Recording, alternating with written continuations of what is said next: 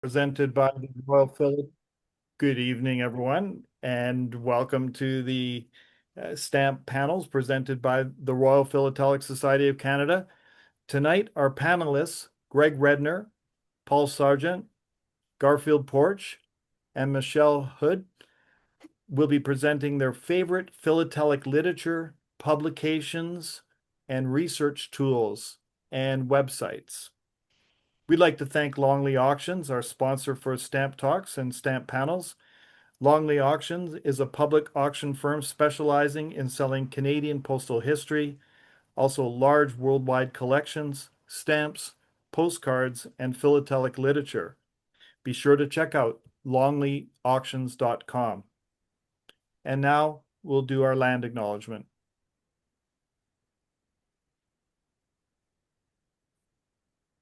Like many other organizations in Canada, the Board of Directors of the Royal Philatelic Society of Canada has chosen to acknowledge Indigenous peoples in Canada with the following statement. As a step towards reconciliation, the RPSC acknowledges that our national office in Toronto stands on the traditional territory of many First Nations, including the Mississaugas of the Credit, the Anishinaabeg, the Chippewa, the Haudenosaunee, and the Wendat peoples, and is now home to many First Nations, Inuit, and Métis people. Our national office is also covered by Treaty 13 and the Williams Treaties. Furthermore, we acknowledge that Indigenous peoples did not give up the lands that they had been on for thousands of years that now constitute Canada. We also acknowledge that Europeans did not discover Canada or arrive on an uninhabited land. The RPSC acknowledges that Canada is covered by many treaties and modern lands, resources, and self-government agreements with Indigenous peoples, and that the provisions of many of these arrangements remain unfulfilled. The RPSC further acknowledges that many Indigenous peoples in Canada have not had their rights fully recognized and implemented according to the United Nations Declaration on the Rights of Indigenous Peoples. The RPSC pledges to promote recognition and knowledge of Indigenous peoples in Canada and elsewhere and their cultures through philately. We will also work towards building positive relationships with Indigenous peoples in Canada. Thanks, Greg. And now I'd like to introduce the panels. Tonight, Gregg Redner is with us, and he's the current president of the RPSC and a nationally accredited judge. He's exhibited at the national and international level and has published articles in numerous philatelic publications.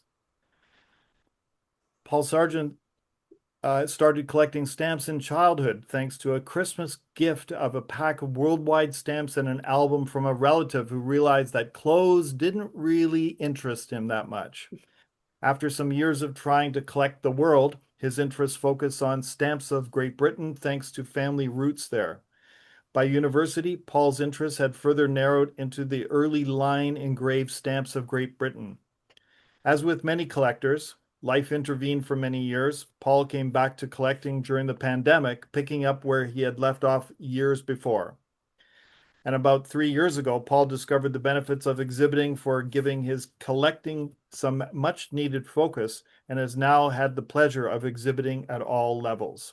Paul belongs to the North Toronto Stamp Club, the Great Britain Philatelic Society, the Philatelic Specialist Society, and of course, the RPSC. Garfield is a member of and fellow of the RPSC, where he continues an administrative role at the national office. Vincent Graves Green Philatelic Research Foundation in 2007. He now continues to be a director, member of the executive committee, and the expert committee. Michel started stamp collecting some 70 years ago. Recently, he published a book, and over the years, he's published numerous articles in his area of specialization, the post office operated by the British Consulate of Bangkok in the 1800s. In addition, he maintains his own website dealing with auxiliary markings found on the stamps of the Straits settlements.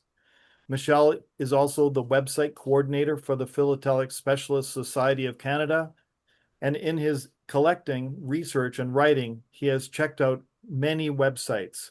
So tonight, he's going to show you a few that may be useful for you. And with these accomplished gentlemen, their bios, we could go on for quite a few accreditations and awards, and but we'll get right to our presentations, and let's start it off with Gregg. All right. Thanks so much, Al. And thanks for asking for me to be part of this presentation. I know that this is going to come as a shock to a lot of the people in this room. And you're probably wondering how it's possible that books that have to do with Belgian philately could relate to your personal collecting. But I want to show you the style of book that I actually love and that is useful to me. And then hopefully that will provide some framework for you as you start to look for similar books. I have noticed going through the chat membership list that none of the 5 people that collect Belgium and Canada are actually on this call. So that was a joke in case you didn't realize that. My philatelic library is more important to me than my stamp collection. Shocking as that may seem. Although if you know me, you know I love books, and I have bookcases. This is not my office, sadly. Bookcases and collections of books every place that I work or live. And so I love books, but without my collection, my philatelic stamp library, all I am is just a space filler. And I don't mean to demean that particular corner of philately. Without it, I can't do the kind of things that I do. And of course, started as an enthusiastic space filler in my album as well. So what makes a book indispensable for me? Number one, it has to tell me more than a basic catalog. A basic catalog is really useful for a lot of surface information. It can give me some varieties, it can give me some shades, but in order to dig deeper, I have to get past that. So it has to tell me more than a basic catalog. It has to be specific to the topic. So you might ask, well, what is the topic? Whatever I'm specializing in, whatever I'm focusing on, I need the book to be connected directly to that topic. Number 3, it must be well written and in a scholarly style that's consistently formatted and cohesive. Nothing drives me crazier than having a piece of literature where the way the book is laid out is not consistent. Now, obviously, if it's professionally produced, an editor is going to make sure that's the case. But there are a lot of really excellent books that are self-published. And if they're not consistently formatted and they don't have a cohesive approach to the topic, I tend to become frustrated with them because I can't find things as easily as I want to. Number 4, it has to be written by a recognized expert. Somebody who spent more than just a passing glance with the topic. Somebody who's dedicated years to it. And last of all, for me, it has to have a clear and narrow point of view. Now, let me just say, I love books that tell a story. I love books that I have a wonderful book about the glory days of collecting stamps in New York City on Nassau Street. I have a book that I love about President Roosevelt's collecting. But that's not what I'm talking about here. I'm talking about actual literature that deals with a specific topic. So those things are great, but that's what we're talking about here. Okay, I've already said this, but a caveat, I'm not all that interested in Canadian philately, and you certainly are not very interested in Belgian philately. So we're going to have to find some common ground here. So the books that I'm showing exist in every field of study, the style of book, the approach to publishing information. You just have to locate them. And I'll show you my favorite books in my specialization area, and I'll encourage you to find out which books in your area fill similar niches. Okay, here's the topic of the catalog. On the left is the official catalog for Belgian collectors. And and it's known as COB, as you can see, Catalogue Officiel de Timbre Post Belgique, so COB. And it's a superb book, and it comes in 2 volumes, and there's lots of information in it. After working in that book for 10 years, I started to realize that people had things and were talking about things I couldn't find in the catalog.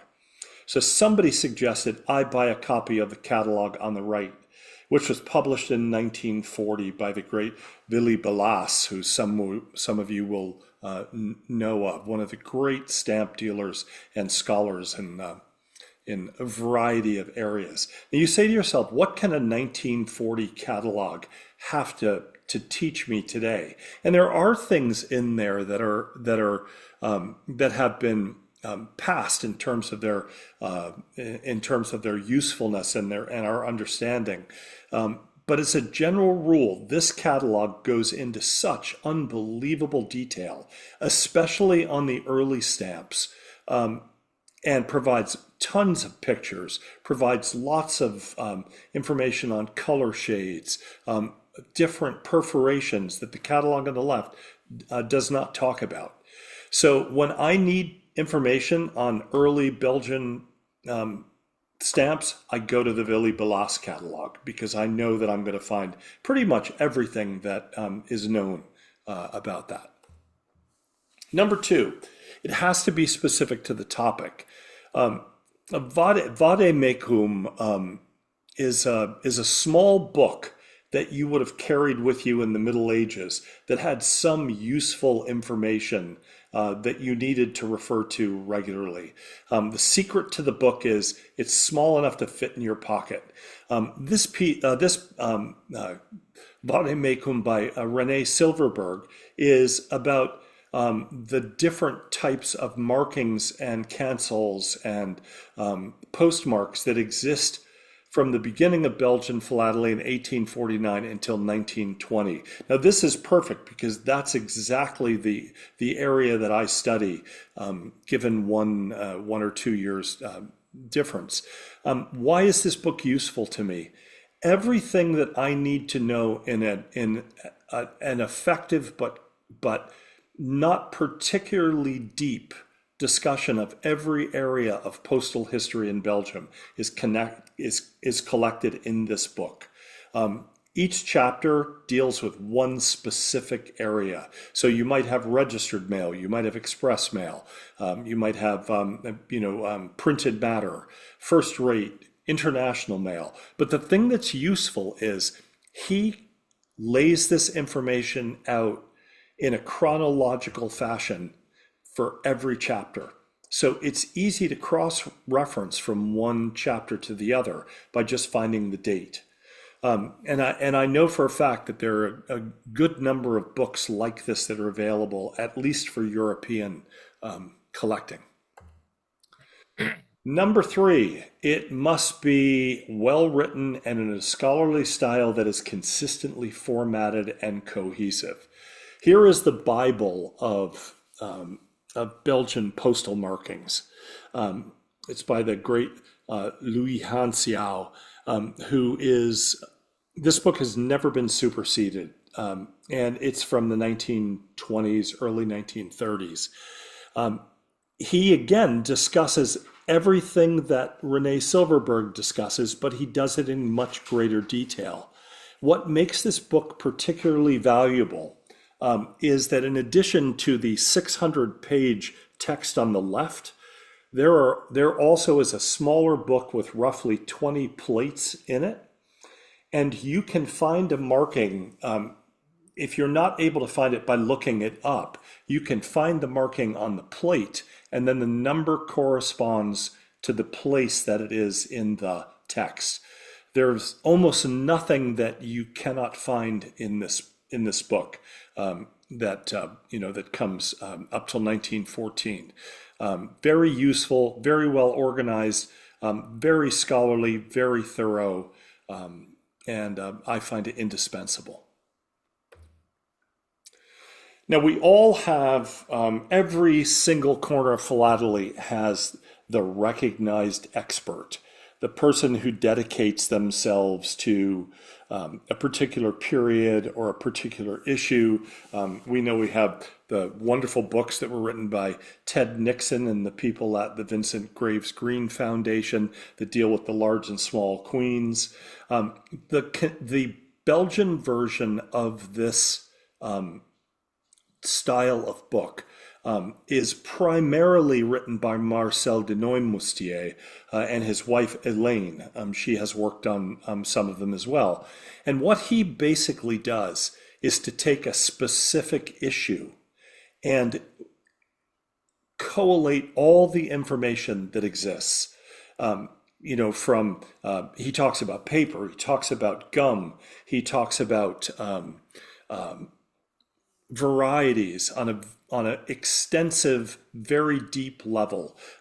Most of these books are 200 to 250 pages, and I find them really useful after I've kind of gone through the Bellas catalog. I understand what I'm researching because I've gotten a general feeling for it from Renee Silverberg's Vademecum. Then I read the catalog that's been put out by Willy Bellas and learn everything I can about that. And once I can grasp the subject, I go to these specific issues. He has written them on everything from 1849 up through 1914, 1915. So they're very thorough and very useful. Last of all, it has to have a clear, narrow point of view. Now, Luc van Pammel, who wrote this, there are two issues. The first two issues of Belgian stamps are the epaulettes, which the king absolutely hated the epaulette stamps. He thought they made him look terrible. They tried to do them in the style of George Washington in the famous U.S. Stamp that had been released in the late 1890s or 1840s. And he said, enough with that, we need new stamps. And they came up with these, what are called medallions. There are three medallion stamps largely, the 10 centime, 20 centime, and 40 centime. In 1861, they realized, and this is something that a lot of people don't know about Belgium. Belgium was the industrial powerhouse of Europe at this particular point. It was the first country on the continent to become have an industrial revolution. And they were really leading the way. Along with that came unbelievable growth in in business and commerce that led to the need for printed matter.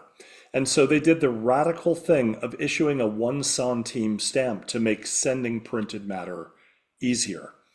Now, I don't know. When I first read about this book, I thought to myself, how is it going to be possible to write a 200-page book on a 1 cent stamp that is perforated and imperforated? I mean, that's what you can say about it. It comes in about 8 different shades, and that's it.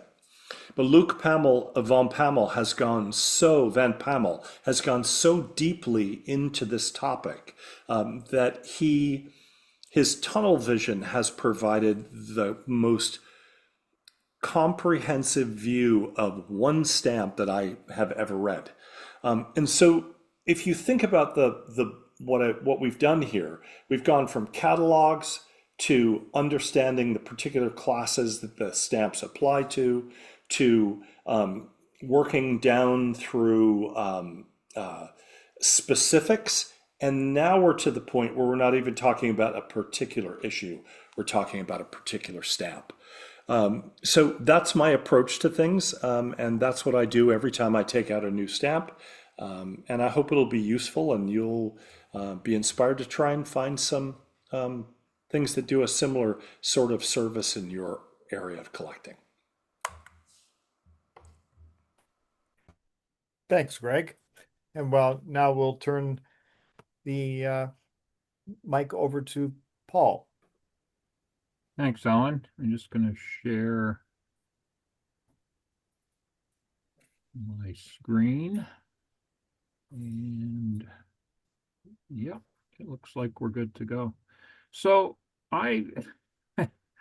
have a lot of similar things to say to Gregg, but I've taken a little different approach to this. And as I wrote my bio, I was thinking about my sort of my journey through stamp collecting and philately, and thinking, it probably mirrors a lot of people where you start off as a kid and you're really ambitious and just want to collect everything you can get your hands on, and then as time goes by, you may continue that, and a lot of people do.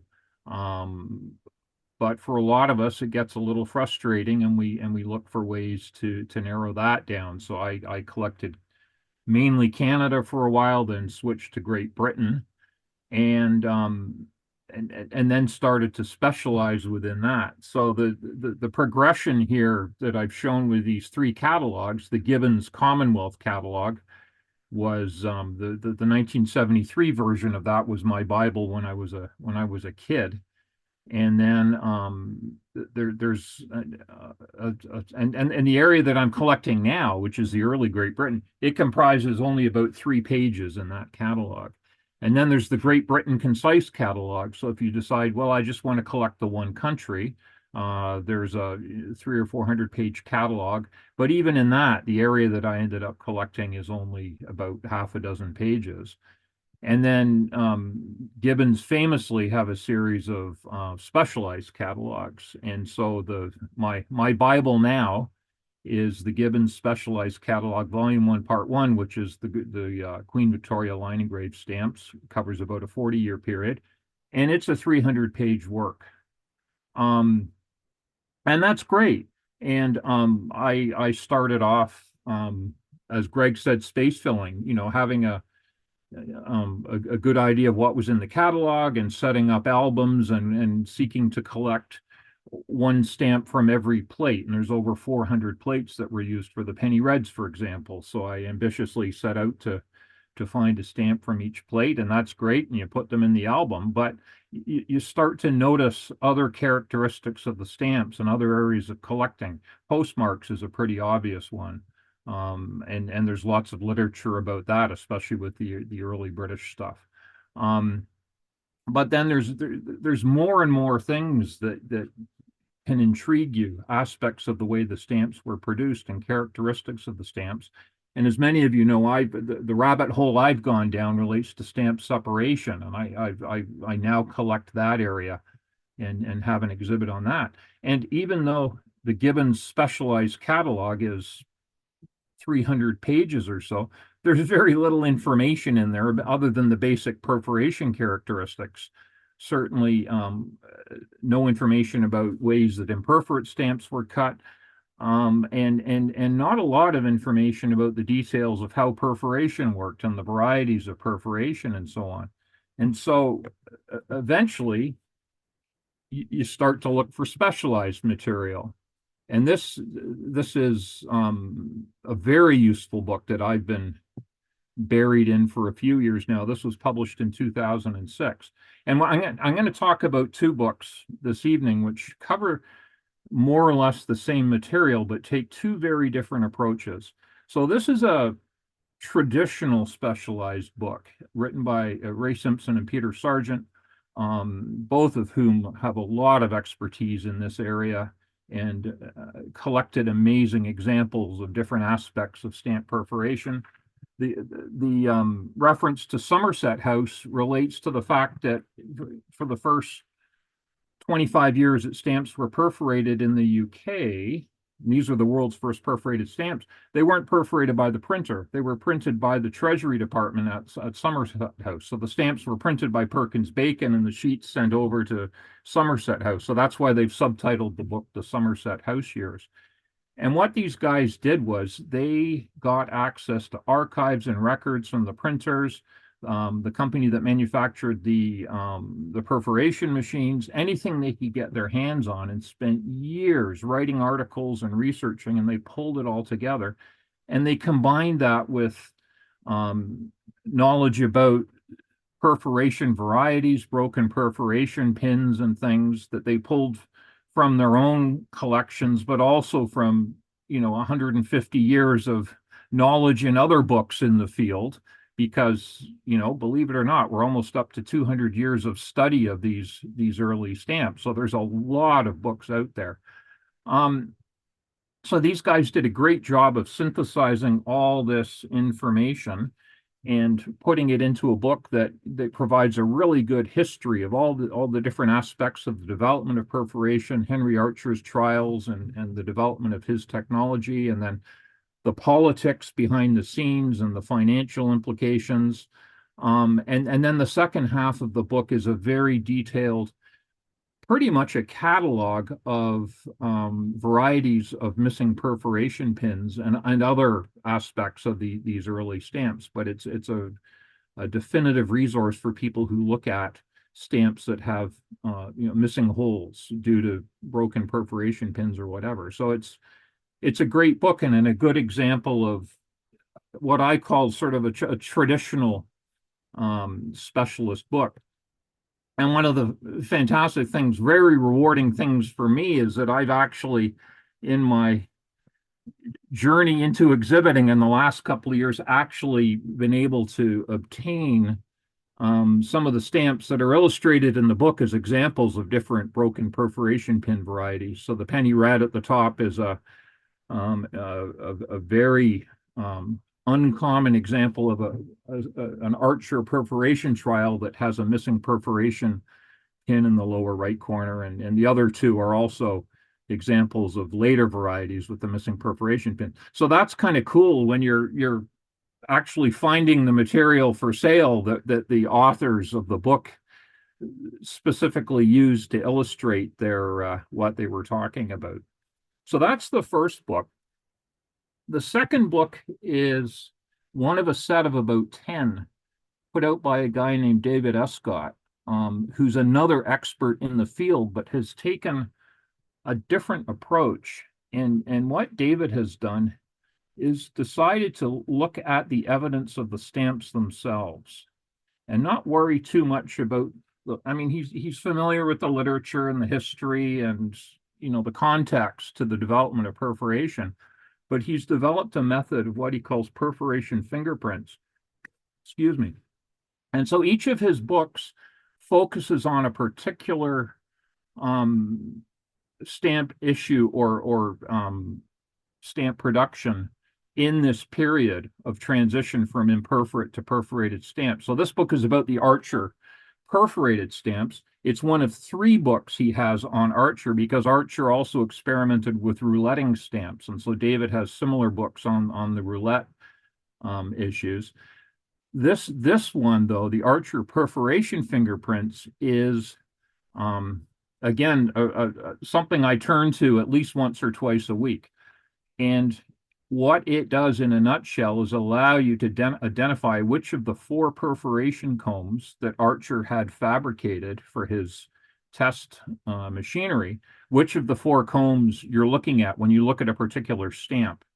You can see on the cover, there's a reference to Wilkinson and Hill. Wilkinson was the guy who built the first 2 or machined the first 2 perforation combs for the first Archer machine for his trials, and then Hill manufactured the combs for the second 2 combs that were used in the Archer machinery. And the intricacy of these machines, it continues to amaze me that in the the late 1840s, way before electricity or internal combustion engines, when the power source was manual or steam, and that was it, and there was no electric lighting, these guys were producing machines. If you look at a perforated stamp, those are tiny holes, and the pins to punch those holes have to be produced to a particular diameter and kept sharp, and then you need a bed to receive the pins with holes drilled that precisely line up with the pins, and then you need hundreds of those for one comb. So the precision and the accuracy. Archer the one on the cover is a good example. You can look at them, and those are as clean and neat and almost as precise as modern perforated stamps 170 years later. It's quite remarkable, the quality of the work that went into that. notwithstanding, there were minor imperfections and differences from comb to comb and from stamp position to stamp position. And that's what Escott has studied and documented, going to museums all over Europe and the Royal Collection to find examples of archers from different plate positions, and assembled this book. And he's done a similar type of detective work for another 7 or 8 different issues. The Treasury Roulettes, some of you may be familiar with, which were predated the perforated stamps, were imperforate stamps that were somehow rouletted with a wavy tool of some kind, probably a wheel, but have very specific characteristics. So David has issued an entire book documenting the characteristics of Treasury Roulettes. And he's still working to this day. He has 2 more books that are on the verge of publication. And I wanted to show, this is a picture from his first book. So just to give you an idea of the approach he takes, it's all very hands-on. This is a rig that he built himself and uses to this day, and it's used to measure or to estimate the size of the perforation pins that were used to perforate a stamp. And you might say, well, all you have to do is, scan the stamp and using your Adobe software or whatever, calculate, try out different circles and figure out the radius of the hole. The problem with that is that the paper changes over time, and there can be weakness around the edges of the hole. So what David does is he has a very precisely machined tapered measuring device that he lowers down with a consistent pressure into the hole, and depending on how far the tapered piece goes into the hole and pushes against the paper, he can then read off what the diameter of the pin, the actual pin that created the hole, was. It's insane when you think about what he's doing and the number of measurements he takes. And he has similar devices he uses to measure the alignment of the holes very precisely. And it's all very hands-on and all very mechanical. And it works beautifully. And he's created an incredible series of books on all these different aspects of early British stamp perforation. And that's it from me. Thank you very much. Thank you, Paul. And next up is Garfield.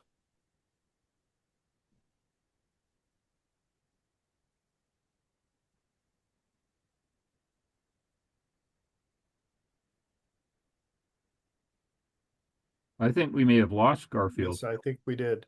Would you like to go ahead, Michel? Okay. All right. Didn't expect that.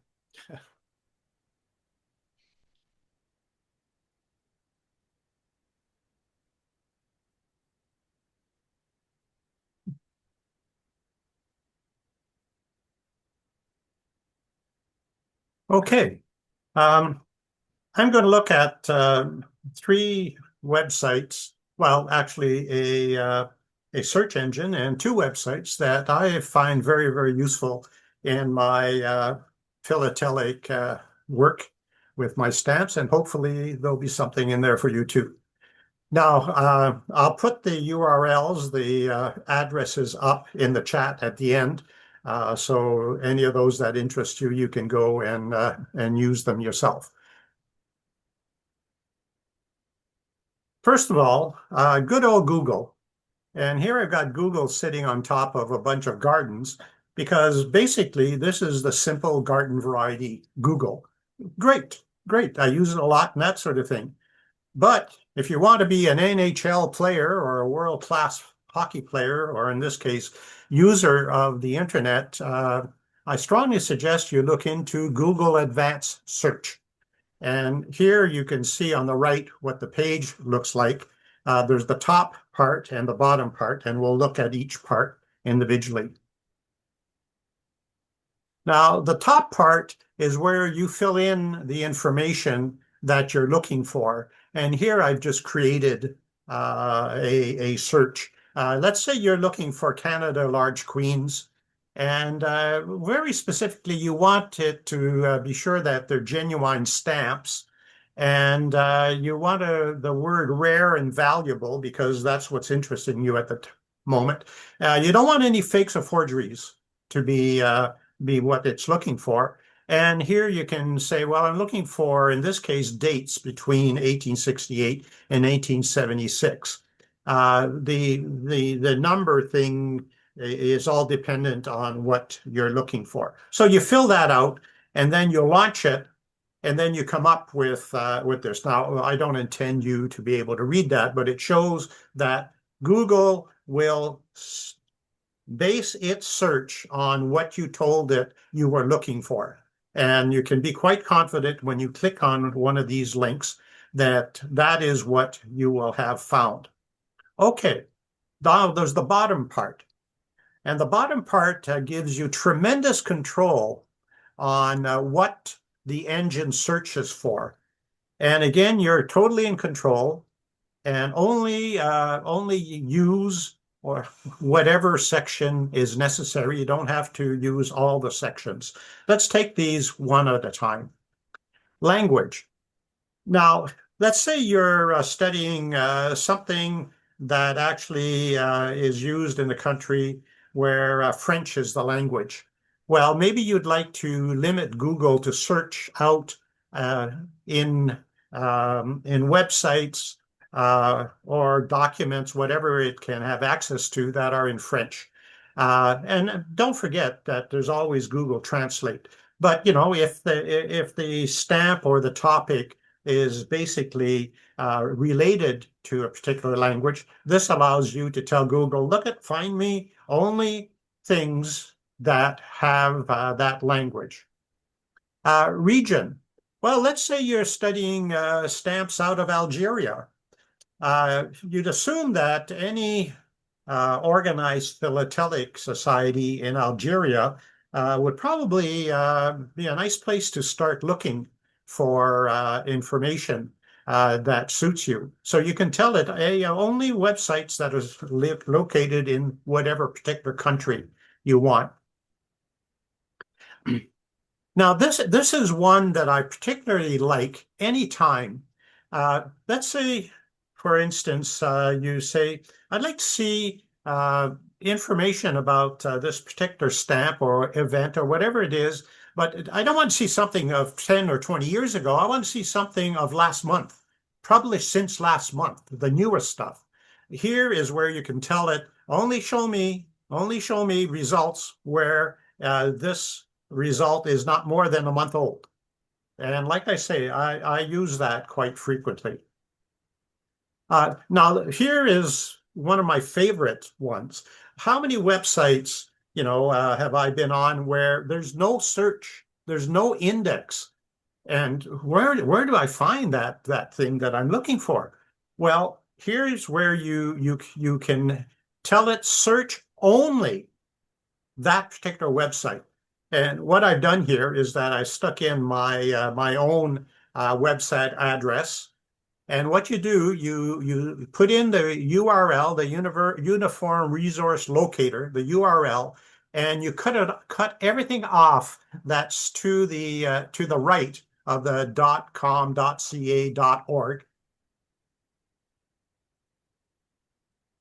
And then sometimes you'll say, I remember I was on a website and in the title of the website, it talked about flamingos. Okay. Or in the text on the first page, it talked about flamingos. Or even in the URL, the word flamingo appeared. So here's where you have control on that. And here you can also say, I only want results that are in the form of PDF or doc or the form of Excel or whatever those other ones are that I'm not quite familiar with. But it gives you control on that. And finally, you tell yourself, I want to be able to use whatever I find and not copyright infringement. So here's where you can pick one of these 4 different ways where it'll tell you if you can use the information without having any trouble. So once you've filled everything in, you hit the advance button, and good luck to you. Let's go on to the second of my 3 things. Okay, here's a stamp I acquired recently. I collect straight settlements. I really like straight settlement stamps that are have marks on them that are other than Singapore, Penang, or Malacca. And here's one that has a postmark that I don't recognize. And okay, ASA, but what's this letter and what's this letter? And well, that looks like an N. So where's the help? Well, the help is good old postmark reveal. We used to have retro reveal, which unfortunately disappeared in May 2018, but a stamp collector supposedly stepped up and created something similar. It's, to my opinion, it's not as good, but at least it's there and it helps us. So what do you do? So it's a free website. That's what the website looks like on the left when you log in. First thing you got to do, you got to upload an image.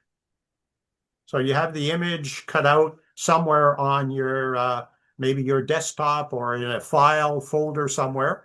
So you upload the image, and next you press on the process button, and then it goes through and applies different ways of analyzing the image.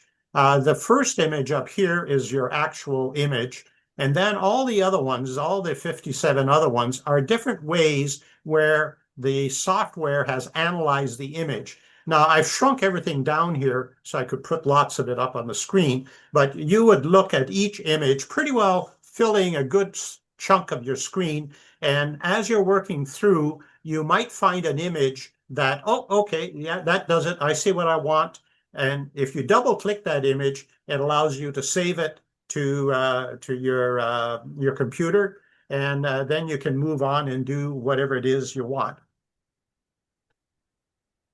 So here's what I think I found. I think I found an ASAHAN, and why I drew the line here is to show that there aren't more letters. I've got all 6 letters of it, but in effect, where is that? Is there such a place?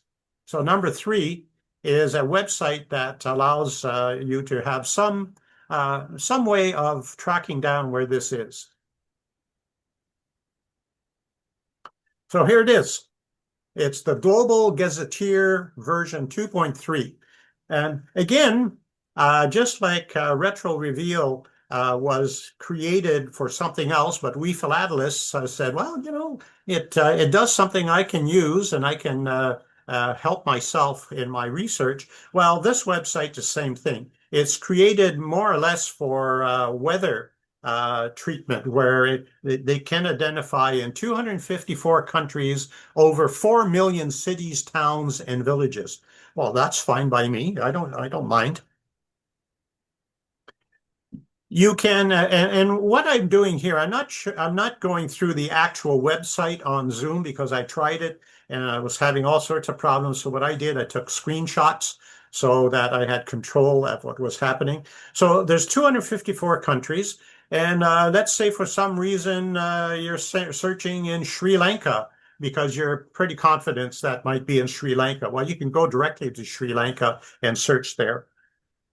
But this, below all the list of the different countries, is the really meat of this website. There's, like I say, over 4 million cities, towns, and villages. Just looking at it, you know, it's filled with all sorts of different types of alphabets and that sort of thing. Some of them we recognize, others that are foreign to us. And if I showed you further down the list, there's even Asian, Chinese, and that sort of thing. So it's fairly comprehensive in letting you search the world. So here we are. Up here, we have A. And we see that there's 311,131 entries. Well, that's a bit much, isn't it? So let's click the A. Okay, now it's put one more letter, S. So there we go. And now we're down to 19,416 entries. Oh, now we got the next A. Now we're down to 2,500. We're getting somewhere. Oh, there's the H. Now we're down to 321.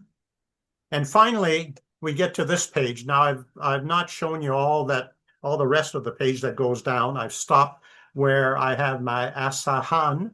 And as I suspected, this is probably somewhere in Indonesia.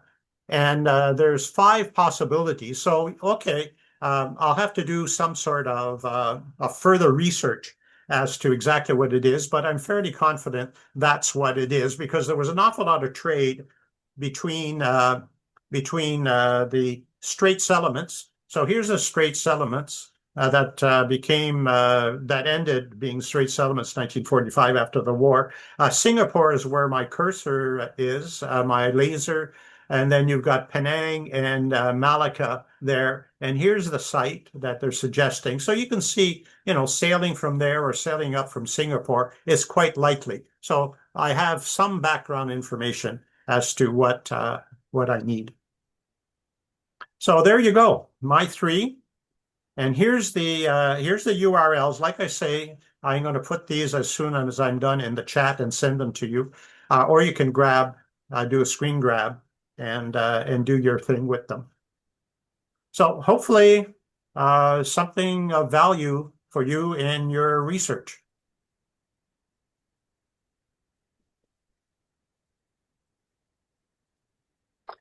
All righty. Okay. Wow. All right.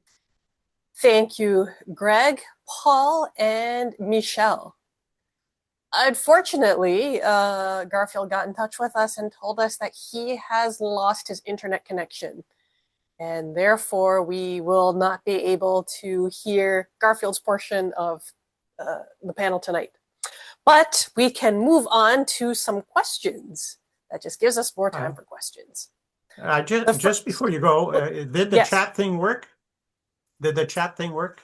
Yes, it did. You had sent that to host and panelists. Oh. So what I'll do is I'll copy that. Okay. And I will paste it for everyone. And I will also add a link from Paul. Thank you. All right. Oh, there you go. Oh. Thanks a lot, Lisa. All right. So the first question, and while I read out this question, and it's for Gregg, I see Gilles has his hand raised. Perhaps Gilles could put his question in the Q&A. The first question says, Gregg, I am intimidated by Belgium because of the language barrier.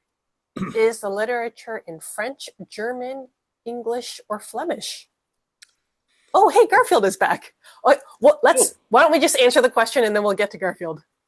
Yeah, I'm going to be 100% honest. I am not a skilled linguist when it comes to French and Dutch. There's a long story behind that. I won't bother to share it with you now. I played basketball. I didn't go to French class. So anyway, the bottom line is, yeah, almost all the literature is in either French or in Dutch. However, the more you work with it, the easier it becomes to figure out what's going on. But I would also recommend, if you're not aware of this translation program called DeepL, which I'll put the coordinates in for everybody. It's $14.99 a month, but it is my stepson, who is a 6 times certified linguist, tells me it is the most accurate program and the one that people go to when they're translating something which includes information from a language in which they are not certified. So that's my solution when I need it, and it works very well. So I'll put that in the transcript for you. Okay. Hey, thanks, Gregg. Well, we're very happy to see Garfield was able to make it back.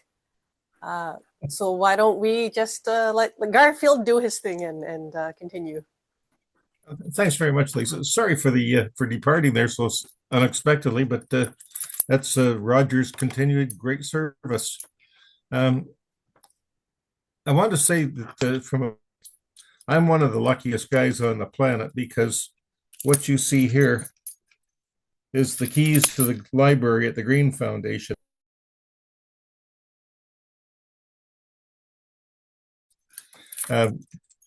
If you need a book you could ever choose to want. I'm a collector of small queens, as many of you might know. And can you see that okay? See only you right now. Yeah, we've got your camera. Okay, what's it doing here? Bear with me. I thought I had it here. Again, thank you, Rogers, for upsetting everything. No, that's quite all right. We're just appreciative that you were able to make it back. And in the meantime, okay, are we in business now? The link from Gregg. Okay, yeah, we've got your screen now. Okay, that's fantastic. Yeah, so my game is I'm a small queens guy. I've enjoyed the small queens for the longest time. But one of the things I found out from a literature viewpoint is that if you try to collect small queens using the catalog, they're all wrong. It's the most frustrating thing on the planet, trying to collect small queens by the catalog. So in that case, you've got to dump the catalog thinking and go into the specialized literature. So in a small queens area, this is the go-to book. I got to admit, I'm biased because I had a big part in producing it. Ted Nixon and John Hilson wrote the book, but I was the guy that coordinated the printing. And if you're a person who collects small queens by color, you've got to know that this has been color corrected beautifully. Ted was kind enough to lend us his collection. And I took that down and I worked with the printer and he color corrected every page to the pages of Ted's collection. So the color renditions are spectacularly accurate. So that is the book that you really need to have for small queens. It goes into the details of the background, the plates, the proofs, and then each value and discussing everything that you would ever want to know about those values, colors, perforations, usage, etc. So there's a touch of postal history in there as well. And and by the way, that book is available from the Green Foundation, although right now it's out of print. I'm expecting the new supply to be in sometime this week. It's at the printers right now. The other book that you've got to have if you're going to do small queens and you're going to be thinking about history of small queens, you need this book written by George Arfken.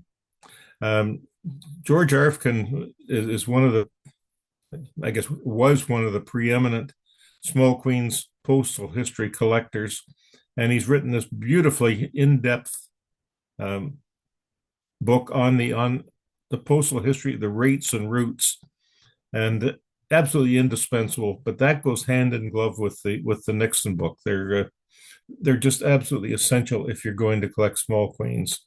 It's out of print now, but there are still some copies available at the Green Foundation. You can order them online if you need. If you're going to understand the background of the small queens, you need to understand the large queens. And the Duckworth book has for years and years been the go-to book for the large queen specialist. It has more information there, and I admit that I've only kind of sneaked into a few pages. There's more there than you really want to know, but that even goes into the sailings of the ships for the transatlantic mail. So it's really a very worthwhile book if you're doing early but post-Confederation Canadian postal history. A couple of other very nice books to have if you're going to go into the study. The Hilson book, and that's the same Hilson that worked with Ted on his first book, was the first crack at really writing a comprehensive study of the issue. And John, who recently died, and I guess his book will never get reprinted, but it's out there, and if you can find a copy of it, it's definitely worth having. Any of these books, by the way, that aren't available through the Green Foundation, you can chase down through the sponsor of this program, Bill Longley, because Bill is the book rep for BNAPS, and he has just a huge inventory of philatelic publications. So keep our sponsor in mind for that one.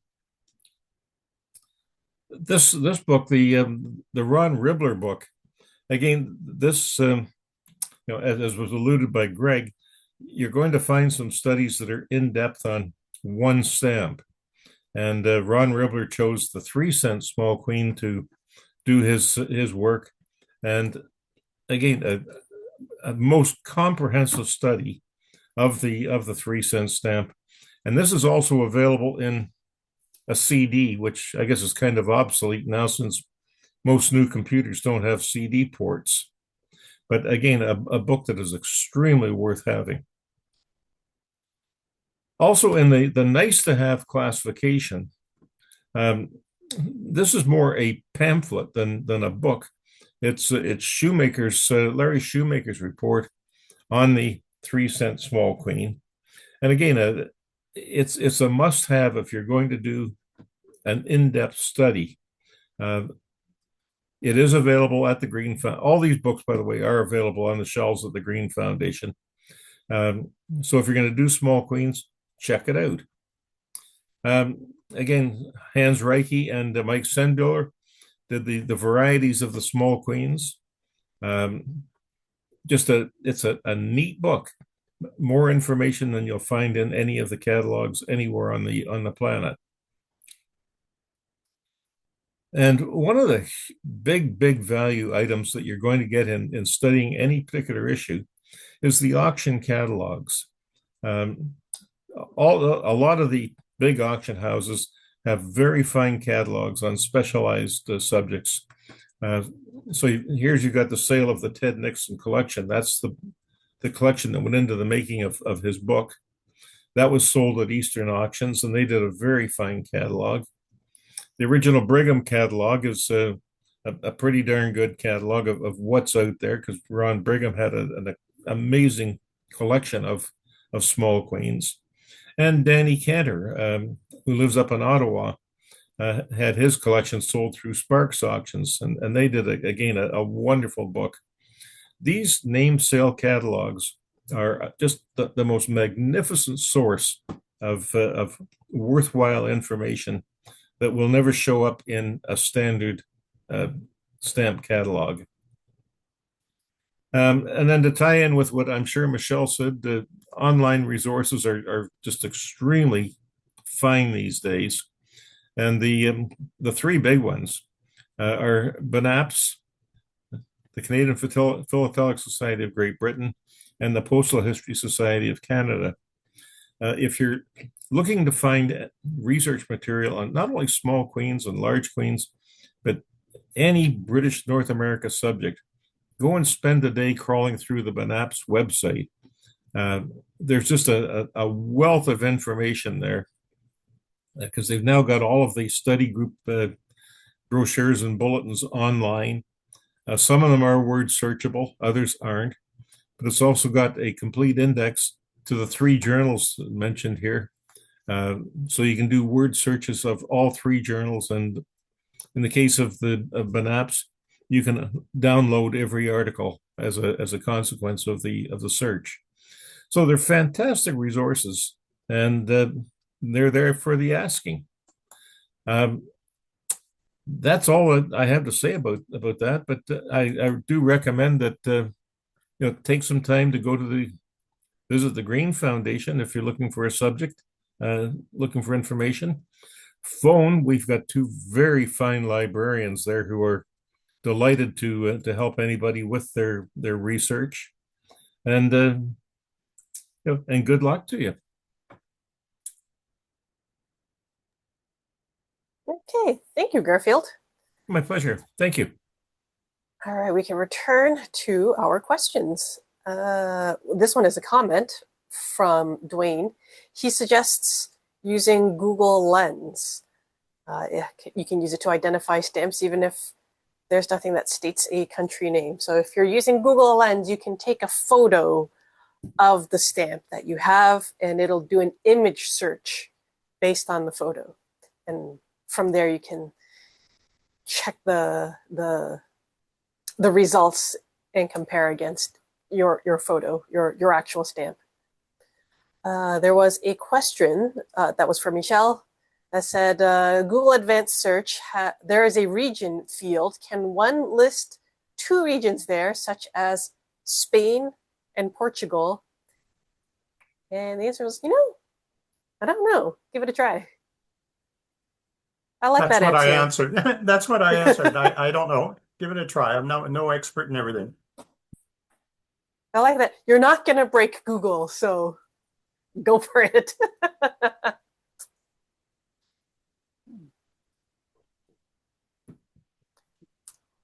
Do we have other questions, burning questions from among our participants? No? Okay. I'll do a little plug and I'll just say, I like this one. It's Canada Stamps and Stories. And once upon a time, this was sold for $2, and I think I got it for free. I picked it up at maybe the North Toronto Stamp Club table, freebie table. And as a Canada collector, but kind of just a Canada Post collector, I just kind of like getting Canada Post things. This was put out by Canada Post. I love languages. It's also in French. It's full color and it has stories and it's educational. I love it. It's definitely for beginners, but I think it's a great book for beginners and kids. Okay, it looks like we don't have further questions. So maybe we might just close that out and say thank you to our panelists tonight. Michel, Garfield, Paul, and Gregg for taking the time and sharing your expertise and experience with us. And of course, we would like to once again thank our sponsor, Longley Auctions, for making all this possible. So be sure to check out longleyauctions.com, and they just might have some books on hand. It's not an area that Bill usually focuses on, but you never know. Although Garfield did say he's the book rep. So maybe not in the auctions, but Bill will definitely be in the know. Thank you, everyone, for joining us tonight.